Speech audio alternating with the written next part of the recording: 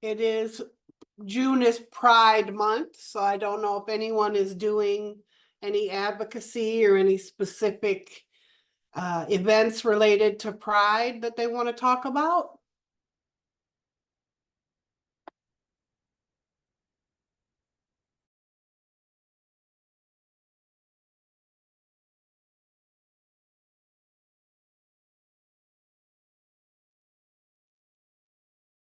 Hello, everybody.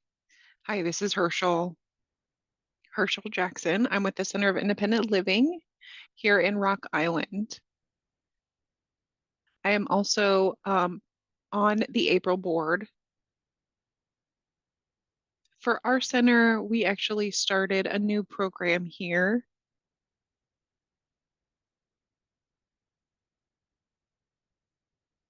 Oh, we started some home modifications.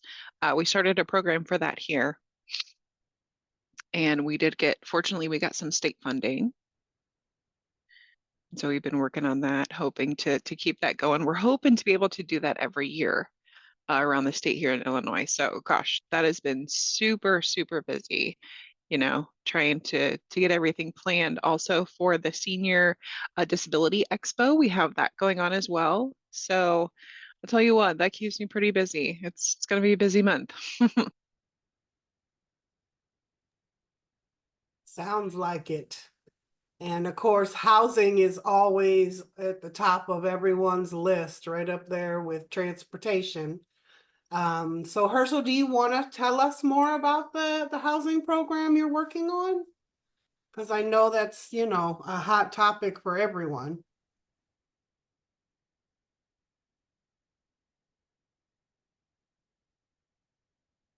Yes, yeah, it's something we've been doing for several years and finally getting some funding and budget from the state to work on those modifications. Oh my gosh, there's just been so many people, always people calling. They get turned down by other agencies. They're not able to get help from other places. And there's just really not a lot of money for that. So fortunately, statewide, it's something that we can advocate for. And finally, there was some state legislation that was passed. And once that bill was passed, there was some money that we got here at the Independent Living Center. And we're trying to make it such that this is going to be, either renewable every year or something that we can count on an annual basis. So I believe this year we got 7.5 million, and we're going to be using that money. Um, and that'll be through the rest of the year. We'll be working on doing some modifications. So that's super exciting, getting some boots on the ground and getting some people working on doing that actual work. So it's going to be a lot, but it's going to be good. That is really exciting, Herschel. That's that's a nice amount of money. So congratulations on that. Wonderful. And I see Don has his hand up. Go ahead, Don. Yeah, I've had some good success here. I'm just to the north. I'm in northern Wisconsin, extremely rural. I'm, near Lake Superior, and we do home modification assessments here. But one place that I've had some really good responses from is Habitat for Humanity.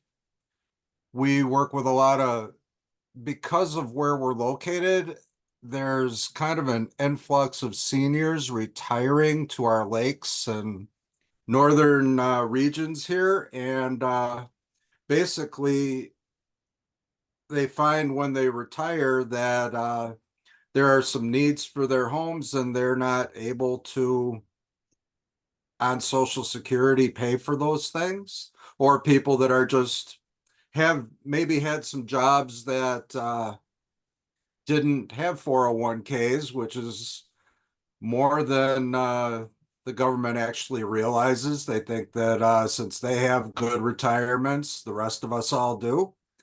And Habitat has been really good about getting to some of the grants for stay aging in place. The other thing that we've had some good luck with is ramps used to be built with wood and they're moving to aluminum. And that way, those aluminum ramps can be taken out and reused if the person moves out of that location. So that's something to look into. So I'm really excited to hear that Illinois is going to be embarking on this adventure of home mods. It's something I'm going to be learning to train for. I do some basic home assessments, but the full home mod training is a little bit more detailed because there's so much more to it than we might think. So I just wanted to add that for now. Thanks, Don. And this is Alyssa. Has Habitat for Humanity always done home modifications? Or I always thought they were new builds. They are, it's more like, well, a client that I have now or consumer that I have now, when I hooked them up with the organization, they're able to secure there's a grant available for $10,000 for people over age 65. And that's so that you can it's kind of like a maintenance type grant, and it could be tied in with a $40,000 low interest loan. But when I hooked this client up or consumer up with them, they went to another organization and they're getting an energy audit for free at the same time. So they have feelers out with who does what in that home modification business. And sometimes they could help us out just so that people could stay in their home. Your home might be accessible, but if the roof is failing, what good is that? You still need to maintain things. And when you're on Social Security, paying for a roof could be out of your reach. Right. That's great information, Don. I appreciate that. I just referred someone to Habitat for Humanity the other day. So yeah, that's good to know. I did not realize that they could assist in that way. Is anyone else on the call working, doing anything exciting in housing, home modifications at their centers?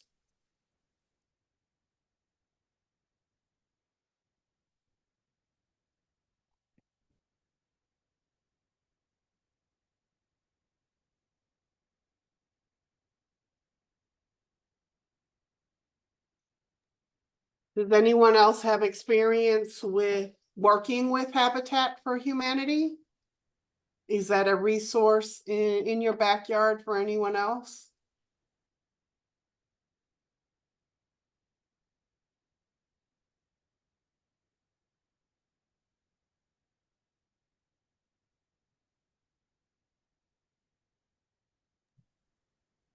Okay, well.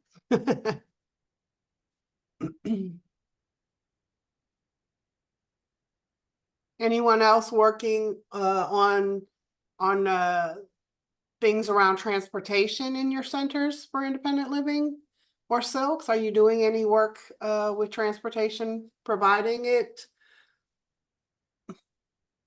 Go ahead, Don. We have a voucher program and we pay the drivers 58 cents a mile for taking for the driver.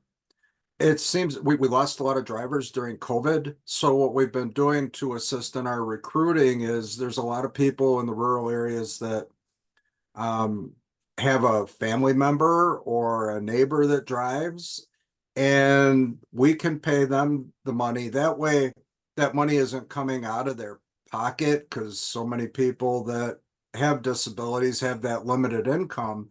And how much is a ride worth? So we offer right now, I think we're at about 300 miles per month. So we can offer 300 miles, and some of our towns are pretty far apart. It could be 30 miles one way to go shopping. So it could at least get the people out for doing some of those personal things, because we do have a state Medicaid transport that takes care of your medical transportation needs, but they'll drive right past the grocery store because they are not allowed to stop for that. So our voucher program is picking up on those personal needs. And that could be anything from going to church and or even I suppose going to the bar. I wouldn't suggest that it'd be the way to to go, but um people's personal needs are their personal needs and they're independent and there's been some really cool things that we've done. Sometimes people can take like 3 months worth of their mileage, and there's been rides all the way to Milwaukee from the northern part of the state for somebody to go to a family reunion that would be nearly impossible for them to attend otherwise.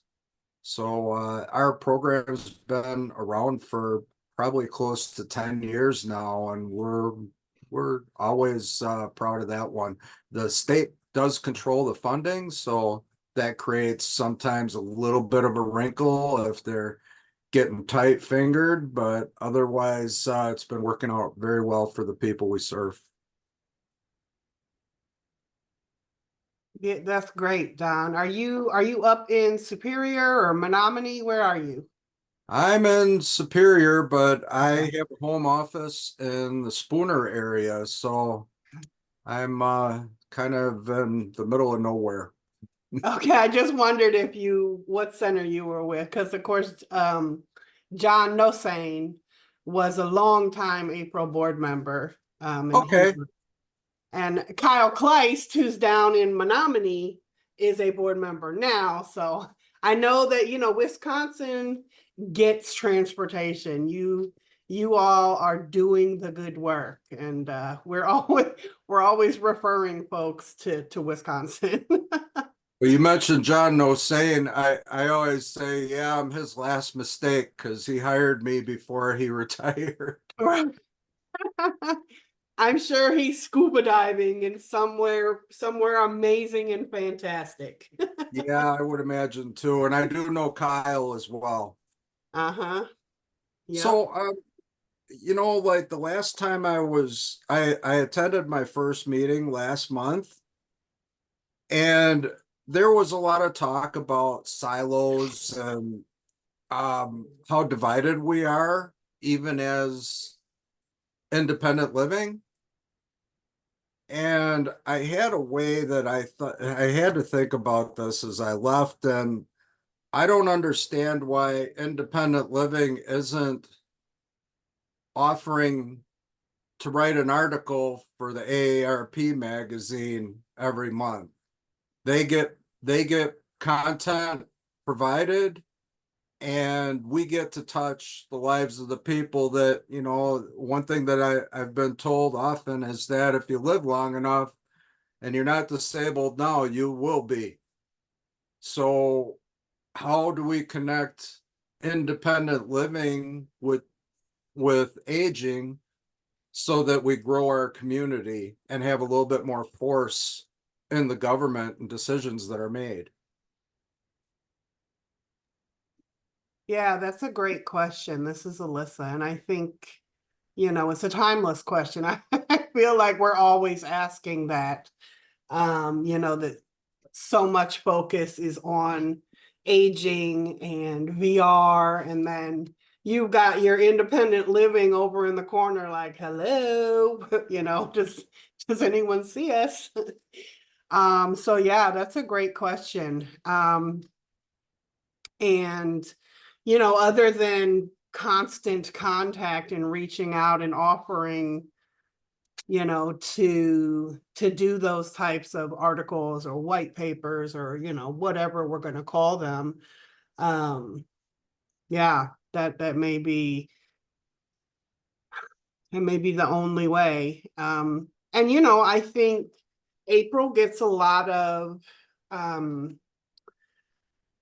kind of cold calls for stuff like that. So, you know, I will keep your name on my front burner the next time we get a request for something like that, and may send them your way up there to Wisconsin. Well, you know, I cover 4 counties in northern Wisconsin, and I have opened doors and built relationships with all our aging and disability resource centers, and we partner to give the best service that we can to our consumers. And the relationship is great with all of them. That's great to know. I mean, and I know every state is different. You know, you never know what the bureaucracy is like in each state. Um, but that's great to know that you guys have good relationships. Because that I you know I know that's not always the case. Um, and I always harken back, lean back to the we're stronger together. um and let's not fight over who gets what, and when when we all can be doing the work. Well, the main idea is that how do we best serve the consumer as an independent living center? And that's when we partner and know all the organizations in the counties that we serve so that we could give them the best information on an INR.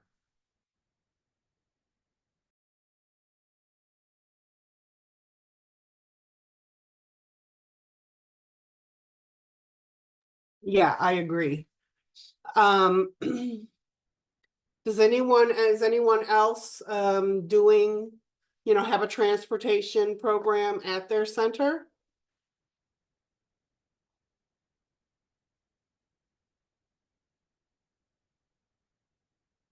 I know Leland had put some information in the chat about Aloha Independent Living. And I think in a moment they will be able to expand on that. Um,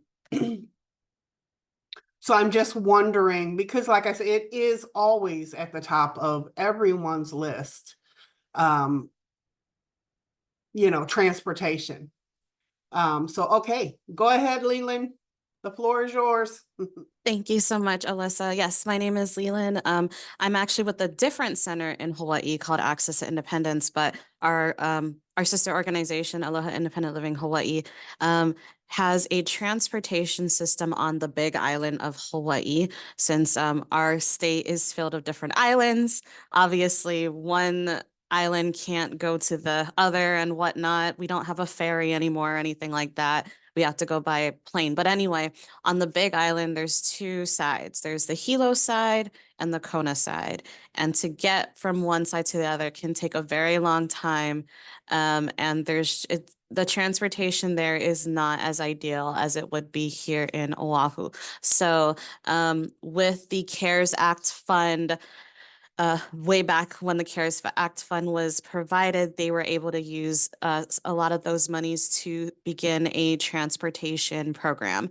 They were able to obtain an accessible van and provide really personalized and individual transportation for their consumers to get to their different appointments, grocery shopping, anything really that they needed to do that the paratransit system in the Big Island was not able to provide. I'm not sure about their funding right now because I think they might be losing funding soon, or working on grants to try to maintain that funding, because this has been such a huge need in the community on the Big Island that they're working on that. But as of this moment, I'm not sure when it might end just solely due to funding. But from what I've heard from the different consumers that are on that island, it's been extremely helpful for them, especially because in the paratransit system on the Big Island, they can take you to a doctor's appointment, but they don't take you to the pharmacy to pick up your medicine, or they don't take you to the grocery store to, pick up what you need.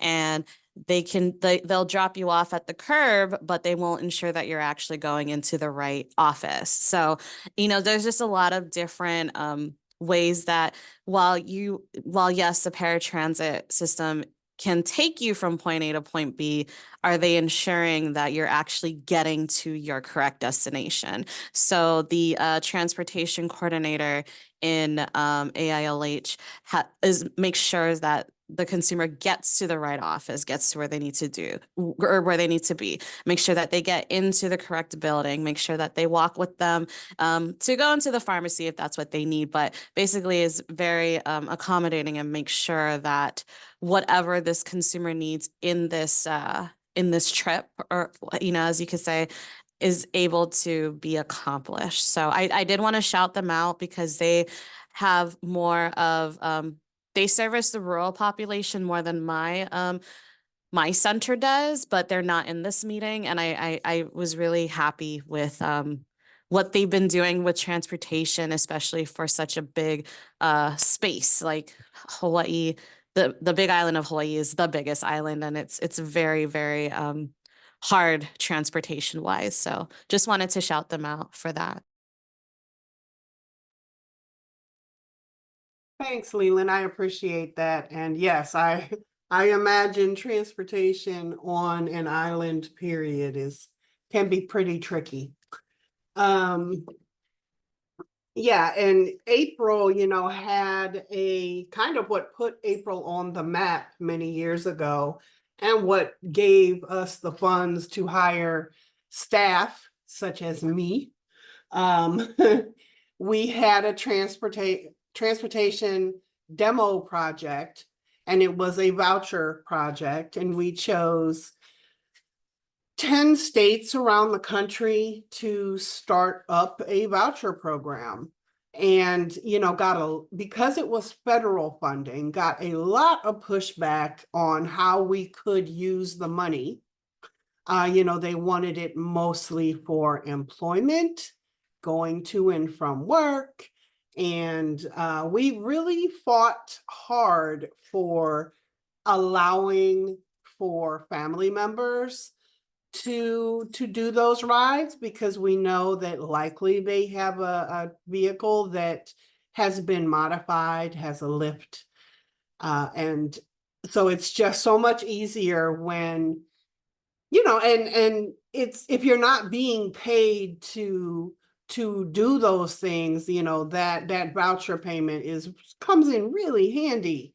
Because you're covering gas and time, and taking time off work maybe to run someone to the store or a doctor's appointment. So we worked really hard to get those exceptions, and we were able to do those things, and allow family members to be providing the transportation, and even expanded outside of work to doctors and groceries and the things that make community living actually happen. Going out to eat with friends, going to church, going to the bar, if that's what at least you have a designated driver. So those are the kinds of things that make community living possible and inclusive for people. There were some really interesting ways that folks, found cooperation within their local communities. I know that in Massachusetts, they tried to work with local taxi companies to take a reduced rate and accept those vouchers.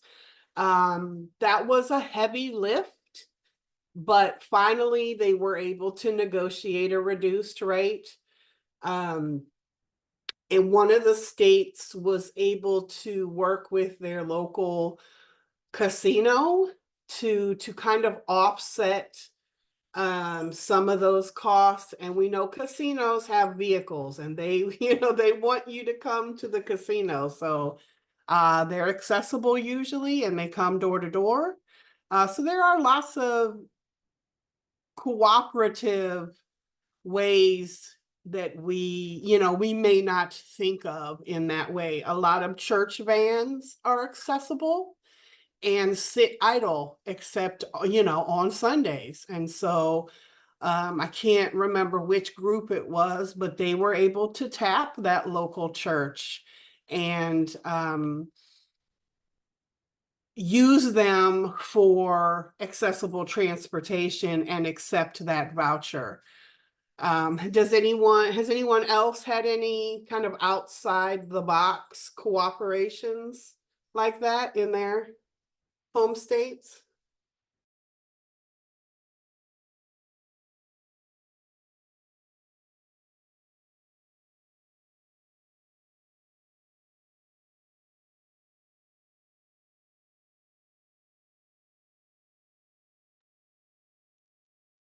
Does anyone else have any interesting cooperations on the transportation front that they've been able to work out, or housing for that matter? That's how we started the call on housing and home modifications.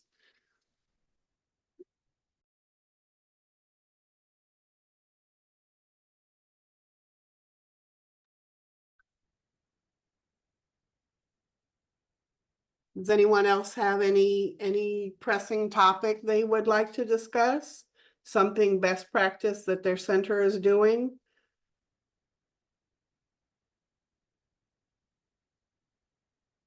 Anybody doing anything? Oh, go ahead, Don, please. Teaching advocacy, teaching how simple it could be. It doesn't have to, especially for legislation.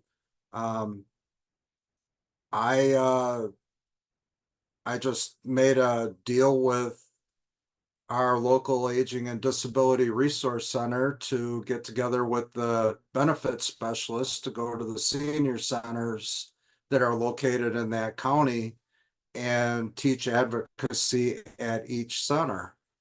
And that's where those partnerships and opening doors and sharing makes a big difference. I like to I love advocacy. I like poking the bear in the eye if I have to. It's kind of fun for me.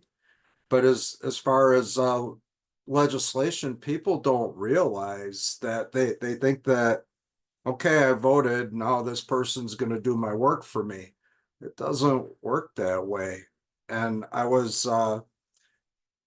knew our state senator for our area, and she told me that all it takes is about 5 calls before they start paying attention, because oftentimes they don't get any calls from their constituents. So that district has 144,336 voting age population. So how hard is it to get 5 calls? Well, it's pretty hard if nobody bothers. But if they know they could feel a little bit of power with it, that can make a difference. And all it takes is 5 minutes. And I know that as a independent living center, there's certain restrictions. And since I have a home office, if I'm going to call my senator or my representative, I just pick up my home phone. And then I'm a citizen. I'm not a employee of Indigo at that point. I'm just a citizen that's concerned about what's going on, and I see this legislation coming, and I feel if it's beneficial, of course I go for it, and if not, I go against it. Takes 5 minutes. So we want to teach how simple just that is and how much impact that can have. 5 minutes is kind of the mantra that I want to keep people thinking about, because you could do a lot in 5 minutes if you could stop something, which they did do. Earlier this year, we got an email that there was some legislation that would have allowed the hospital to send someone to a nursing home if they didn't have a POA, power of attorney. And it scared everybody. And when that notice came out, the calls were made and they tabled the legislation. Now, if those calls weren't made, would we be, in court over it? Or, we put it to bed before it got out there. That was the main thing. So the power that people can have with just picking up that phone, sending an email, sending a text, and asking for a reply. And even if it's, the one thing that people really don't get too is that, okay, my candidate lost, but this is still my representative, whether they are in the opposing party, they're still supposed to represent me. I can't wait 2 more years till the next election or 4 more years. I need information on this now, or I want to stop this or advance this now. So I have to deal with somebody. You have to shake hands with people you don't like and put a smile on your face, but sometimes you can make a big difference pretty easy. Right. Thanks, Don. I appreciate that. And we all saw what happened when, Congress was, on the doorstep of overturning the Affordable Care Act. And people showed up and inundated the Capitol in, wheelchairs and walkers. And, it was kind of a sit-in all over again. And they had the votes. It was, they were cool. They were just about to undo it. And, people showed up. And what do you know? They, action in work, action in progress, and killed the bill to overturn. So yeah, we do have power when in numbers, when we collectively set out to do something, we can make a change. Does anyone else have programs in their centers around that? Around, self-advocacy, systems advocacy, where they go out into the community and, I wouldn't even say teach, but remind folks that, our voices have power. This is Leland. We don't have anything like that yet right now, but with my new or coming into this role, I would really like to reestablish that and especially get the youth involved. I think I was at a webinar maybe earlier this week about doing the Association for Youth Leadership and getting the youth more involved in advocacy. So I have a meeting coming up with that to see how I can get started and really see what we can do to not only teach our consumers and everybody here what does advocacy mean, because you can say you should advocate for yourself and someone can go, what does that mean? So like Don said, educating them on what exactly does it mean, the difference between individual and then systems change, and then talk about what are some of the issues that you feel like you're having both individually and as a whole, and then what can we do about it? So I really want to reestablish that here or do something in my center. Leland, you can look into Wisconsin's board for people with developmental disabilities, and it would possibly provide a model for what you're looking for working with youth, because they have youth trainings. And I think it just give you some ideas of maybe how to advance the program you're looking at. Thanks so much, Don. That's in Wisconsin, and they did something really cool. They got it's called What's the Word, and then youth that have been successful and maybe attaining a college degree or followed their dreams, do a story about how they got there. And the last one was on advocacy. So I encourage you to take a look at it. I think you would pick up a lot of good information there. Thank you so much, Dawn. I went right to the website once you said it, so thank you. Yes, thanks, Don. And I'm glad to hear, Leland, that you're looking at what sounds like a youth leadership forum in the state of Hawaii. There are lots of resources out there for starting such youth programs. Youth have always been near and dear to April's heart. When Linda Gonzalez was still the executive director, that was her passion, was making sure that youth had a seat at the table. And so, April put its money where its mouth was, and we have 2 youth designated seats on our board of directors. And they're valuable. They are the future. So they have to be at the table. As we all hate to admit, we will eventually be aging out. And it's our responsibility to train up and leave this movement in good hands. Does anyone want to talk about youth programs in their centers, what they're doing with youth?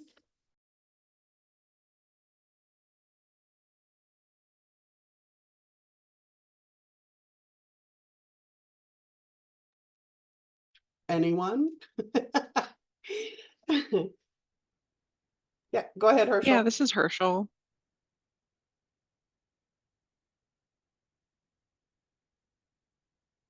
Kind of related to what Dawn had mentioned in regards to advocacy. So we do, we have some connections with some of the schools, and we have done some training with the students, teaching them about advocacy, teaching them about, different services that are available, and once they would graduate, what they would do in the real world, what agencies and services are there available to them, and who they can partner with. And also, especially searching for work, teaching the students how to go about doing that if they have a disability, how they advocate for themselves, how they can, make those decisions themselves, and the rights that they have. It was super eye-opening for them. They're like, oh, well, like I can decide, I can advocate for myself and be the one to decide that. And it's definitely important to start there in the schools. Start when they're at that age that, we can kind of show them the ropes, and we can bring them in here, and they can also advocate for themselves. And yeah, like you said, once we retire, they're going to come in here. And especially advocating for like the ADA law, just having that and being able to work successfully and know the rights that they have under that law. There's been a lot of changes, and the ADA law is good, but also people are trying to specifically negate that and kind of not overturn it, but work against that. So getting into the schools and educating them at that age is huge.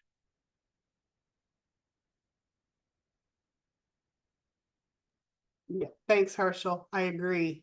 Yeah, we have the earlier, the younger, the better, right? If children are immersed in independent living philosophy from an early age, then you grow up looking at the world through that lens of equality and inclusion and advocacy. So that's a really poignant point. Is, we kind of think of the transition sometimes as just high school to college, right? Or high school to work. But catching kids early, and being a support system through the IEP process, and learning to self-advocate. Those are invaluable tools to have growing up in this world. And that's a lot of what youth leadership forums do. And April, again, we have always tried to be as inclusive as possible. We have a youth conference at the April conference. And obviously, some ages, of course, will need parental or other supervision. But we've had little kids there, traveling with parents, and the eye-opening of seeing a kid in a room full of hundreds of people with various disabilities is just kind of a really profound thing. And looking out into a crowd and seeing yourself reflected back is just really powerful, and there's really no substitute for that kind of inclusion. Does anyone else want to talk about youth programs at their centers, or how they're including, educating, involving youth in independent living?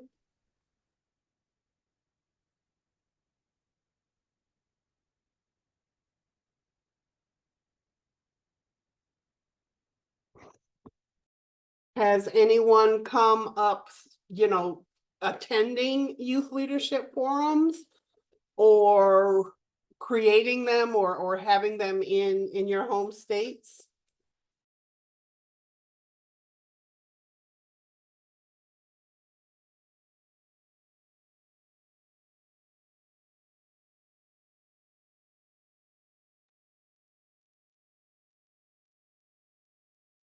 Okay. Any other topics that folks want to discuss today? As far as advocacy, anything you're doing in your centers that others could learn from or benefit from the information? Yeah, I've been a volunteer DJ on community radio I'm on my 22nd year doing that. And since I had that connection with community radio, I started an independent living monthly show where we discuss independent living issues and educate the public that way. And then I write articles that go to our aging and disability resource centers that get distributed in all the counties that I serve. And then we put it on Facebook, and we're trying to reach out because everybody is so spread out up here. It's really hard to have that, that's the one thing about being rural. It's people are far away, and getting them together is really difficult. So reaching them through the media any way we can is really a good way to go. You don't have a budget for advertising, so the aging and disability resource centers are happy to get free content from us because once again, we work together, so we could discuss the same issues from different perspectives and get the public to understand that there is some help out there.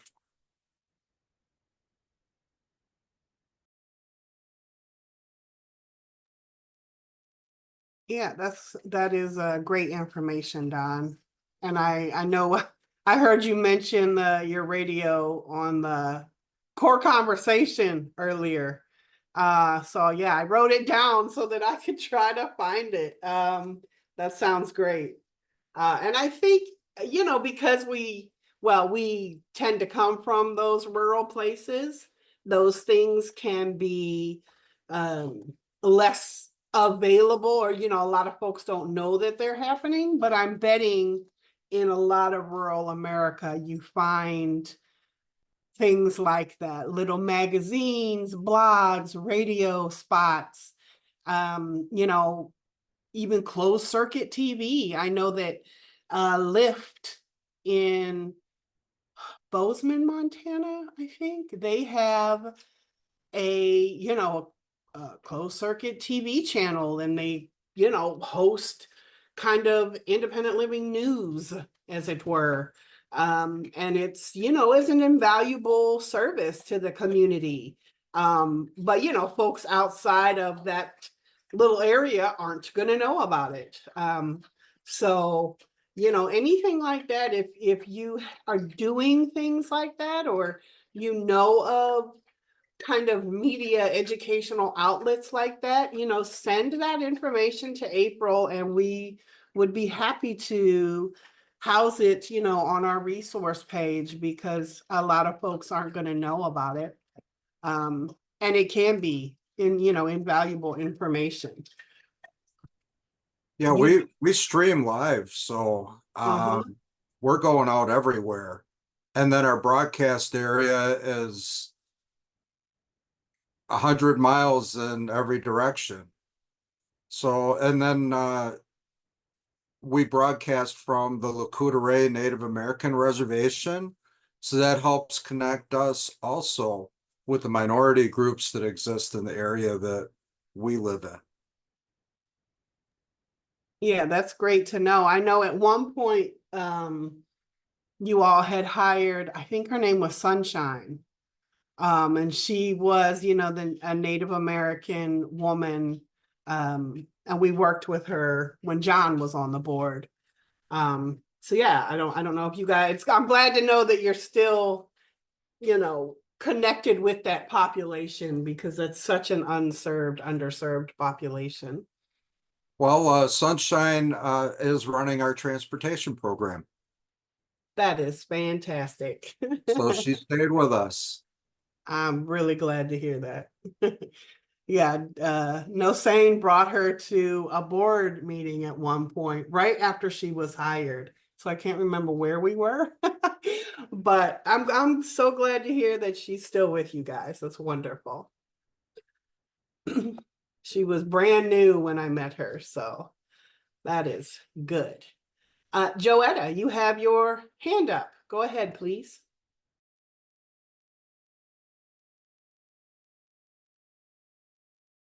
If you're talking, Hi, you're on. my name. There you go. Can you hear me? I can. Okay. I had to call in but from my phone because I do not have a audio and video on my desktop, so I'm calling in by phone. I just want to kind of go back up and touch a little bit on the advocacy part and the transition, youth transition. I am with Assisted Independence in Tuba City on the Navajo Nation. And within the last, I think probably around about January, we started reaching out to high schools. Hold on, let me turn this one down first.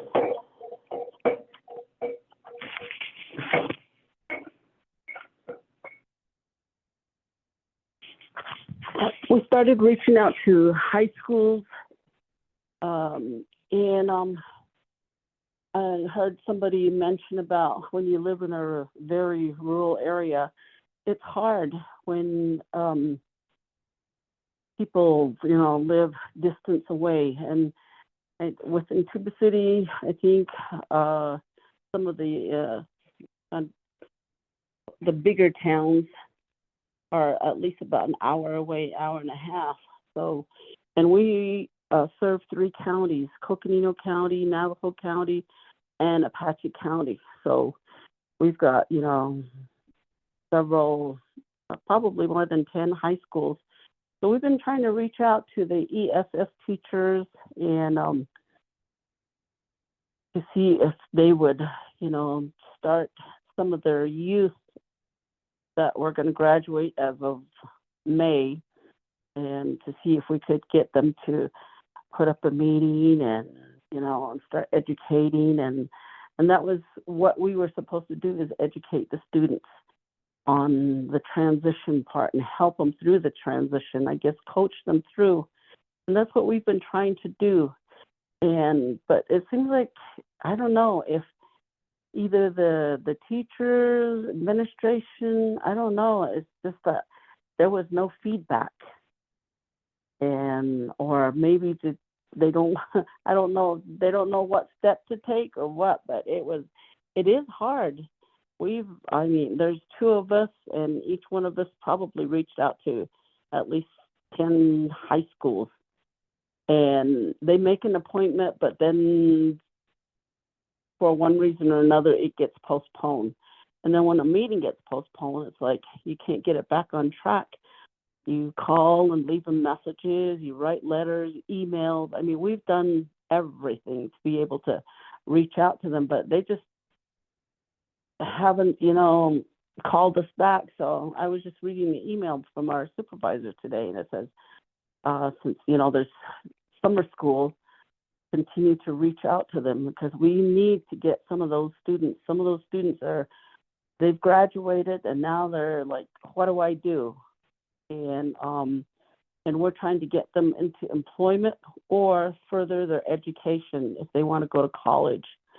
So that is what we want to train them and coach them through to that transition, and as far as housing and things like that. So, and we have resources that we can reach out to help them with, but it's just that the teachers have not, reached back out to us to be able to help us with and referring any of the students. So, I was just sitting here listening, and it's like, I guess maybe it's like that across the board. I don't know, but we are having a hard time over here reaching out. We've made flyers, and every 2 months we're doing different flyers that we're passing out. We put them, we put them up on like bulletin boards at service stations, convenience stores, wherever we see a bulletin board, we've put them there. Hand them out to people at outdoor markets where there's a bunch of people selling, or people, customers there. And on the flyer, it says that, not only does the teacher have to reach out, parents can, if their child has, a disability and needs transition, they can reach out to us. Our phone number's on there, our email address, and we just kind of put everything on there to make it easier for them to be able to reach back out to us. But so far we haven't gotten anything, and it is kind of hard, and we're having a tough time. And since January we've been doing that, and it's now June. I think probably a couple teachers were going to do a meeting, but nothing. And then we responded to them, still no feedback. So, and with that many schools, over 20 schools, nothing yet. So, so I was just kind of sitting here listening, and we are having a hard time over here. And we're not a big, independent living agency here. There's only five staff here, and we're set up in a mobile home, a double wide mobile home. So, and like I said, and we're the only one that's on the Navajo Nation, and we're reaching out to, three different counties. And I think the furthest drive is probably like 3.5 hours. So we drive out there and try to, reach out. And it's getting harder and harder. And now that the weather's changed, it being hot out here, it's, making it more that difficult. So I just wanted to bring that up and give you an idea of what we're trying to do, and not going anywhere, so to speak. But yeah. Thank you, Joetta. I appreciate that. And yeah, Mike Blatchford was one of my absolute all-time favorite people on earth. And I don't know if his wife is still there with Assist, but he was on No. okay. Yeah, so you all are one of the very few centers for independent living on reservation land, period, in the entire country, right? Yes. I'm wondering if reaching out to, say, the superintendent and saying, hey, we'd love to meet with the teachers first and do, kind of an independent living philosophy training with the teachers so they understand what you're after, what you're asking them to do. They certainly have in-service days that, that you could buzz in there real quick and, I don't know, do something. Exactly. Some of the Don, I schools, see. some of the schools, they want us to start from the superintendent, from the administration above, and then trickle down to the school. And that's a process in itself. And so I guess we start from the superintendent's office down to the principal and down to the teachers. And but there's quite a people that have to be involved with one of the local schools here, Tuba City High School. That's what we were told, and because we went over there and we made a visit, and we actually met with the ESS teacher, but he says, oh, you have to go back to the principal. So we turned around, went back to the principal, talked to the principal. Oh, and the principal says, well, you have to start administration, go to the superintendent's office. So I'm like, okay. It was kind of backwards. Yeah. Go ahead, Don. We have Um, just a few. we do a lot of outreaches, and sometimes you just gotta think out of the box. Do you ever do powwows and set up a booth and show people some AT and get them interested in actually what we do?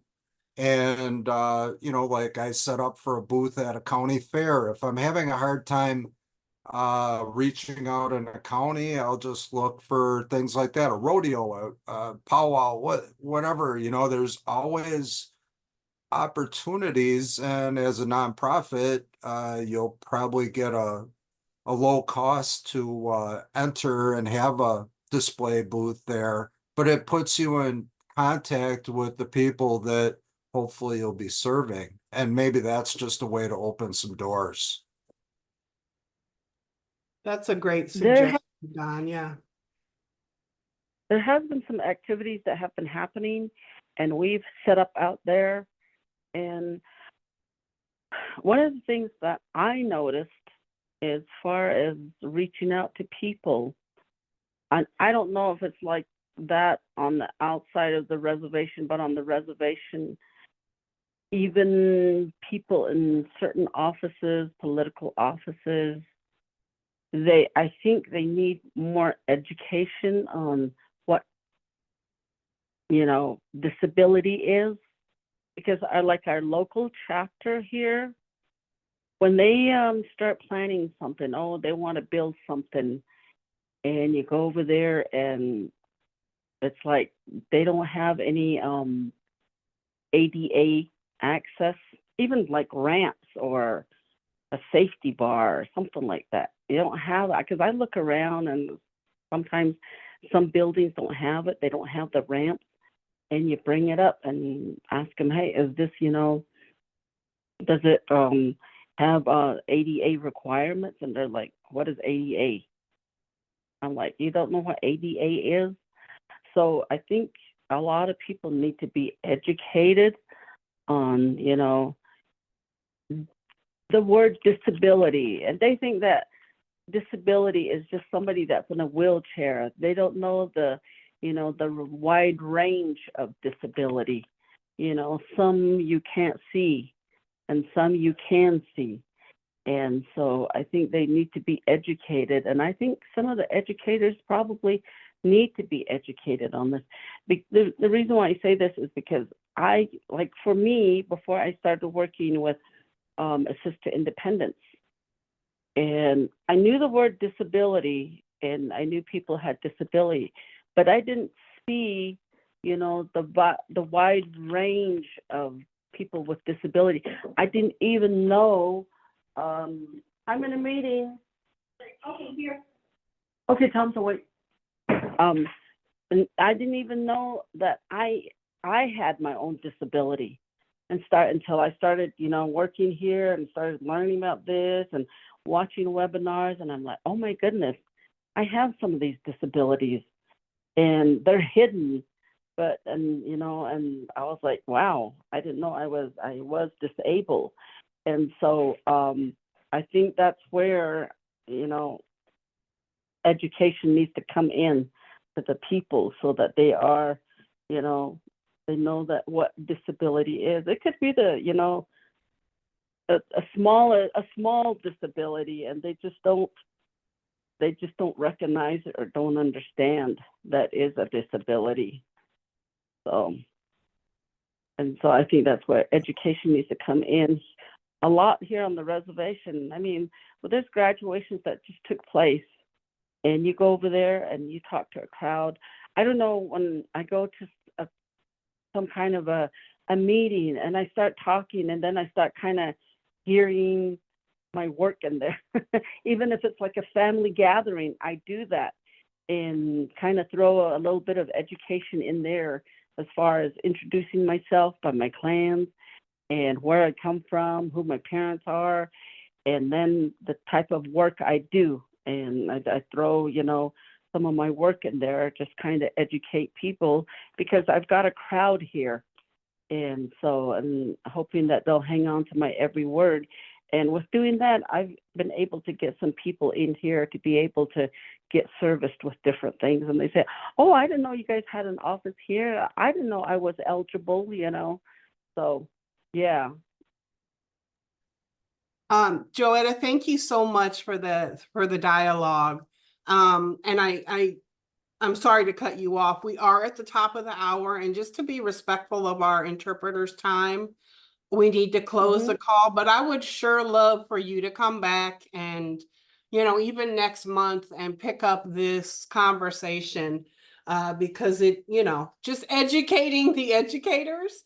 And, even as I understand, there's not even a term in Navajo for disability. So I know that, No. that can be tricky, just kind of bridging that gap. So I would sure love to pick this conversation up next month if you're available. But I do need to close the call just to let our interpreters go. I'm so thankful for everyone who contributed today, and we will pick it up next month. Thank you so much. Great. Thank you. You bet. Thank you.